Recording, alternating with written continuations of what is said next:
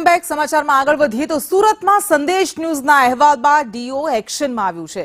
Fee ઉઘરાણા કરતી શાળાઓ સામે અત્યારે તબાઈ બોલાવવામાં આવી રહી છે। ડીઓ દ્વારા શોકોઝ નોટિસ પાઠવીને 2 દિવસમાં ખુલાસો માંગવામાં આવ્યો છે। દીકરીઓ પાસે નિયમો નેવે મૂકીને ફી ઉઘરાવવામાં આવી રહી હતી। આ શાળા સંચાલકોને 2 દિવસનું ડીઓ દ્વારા અલ્ટિમેટમ આપવામાં આવ્યું છે। ગેરકાયદે ઉઘરાણા મામલે શિક્ષણ જગતમાં ઘેરા પ્રત્યાઘાત। ગાંધીનગર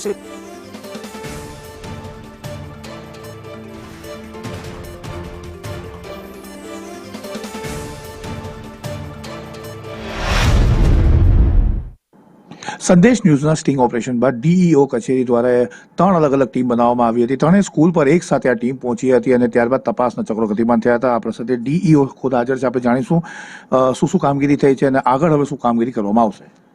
શાળાની તપાસ કરવામાં આવી, વિદ્યાર્થીઓના અને આચાર્યના અને સ્ટાફના નિવેદનો લેવામાં આવ્યા।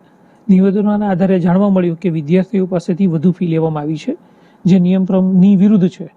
શાળાને આ બાબતે નોટિસ આપવામાં આવી છે।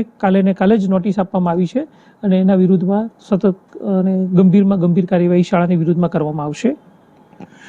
કાલે જે ટીમો ગઈ હતી તેમાં વિદ્યાર્થીનીઓના પણ નિવેદન લેવામાં આવ્યા હતા। તો અંદાજિત કેટલી ફી લેવામાં? અમારા સ્ટિંગમાં તો 6,000 6,500 બી માંગવામાં આવ્યા છે।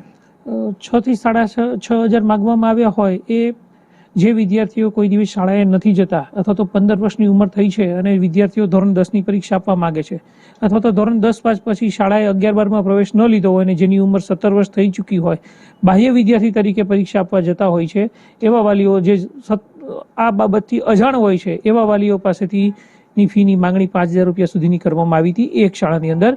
જ્યારે બાકીના વિદ્યાર્થીઓ જે છે એની પાસેથી બાહ્ય વિદ્યાર્થીઓ તરીકે એક શાળાની અંદર 200 રૂપિયા જેટલી ફી વધારે લેવામાં આવતી હોય એવું જાણવા મળ્યું છે। અને એક શાળા જે છે જેની અંદર વિદ્યાર્થીઓ પાસે દીકરીઓ પાસેથી ફી જ લેવાની નથી, એની પાસેથી નિયમ મુજબ થી વિરુદ્ધ જઈ અને વિદ્યાર્થીઓની જે ફી લેવામાં આવે છે એટલે કે દીકરાઓની ફી જે લેવામાં આવે છે એટલી ફી દીકરીઓ પાસેથી લેવામાં આવી હતી। શાળાની વિરુદ્ધમાં શાળાને નોટિસ આપી છે અને શાળાની 9 હેઠળ માન્યતા રદ કરવા સુધીની કાર્યવાહી કરવા માટેની કાર્યવાહી કરીશું અમે કડકમાં કડક। તો તમારી સામે છે કે સીધો લાગ અને સીધો સંદેશો છે તમામ આવા શાળાના સંચાલકોને જે બેટી પઢાઓ બેટી બચાવો સરકારની યોજનાનો ગેરલાભ ઉઠાવે છે, ગરીબ શ્રમિક પરિવારો પાસેથી પૈસા પડાવી લેતા હોય છે, ફીના પેટે વસૂલી કરતા હોય છે, તેમના માટે એક સીધો સંદેશો છે। કેમેરા પર્સન ભૂષણ ચૌધરી સાથે આઝમ સાલે, સંદેશ ન્યૂઝ સુરત।